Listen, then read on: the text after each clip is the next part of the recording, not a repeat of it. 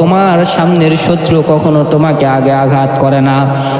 প্রত্যেকটা খেলার ভিতরে রীতি হচ্ছে দুইজন খেলোয়াড় দুইজন একই সাথে তার উপরে প্রহার করবে।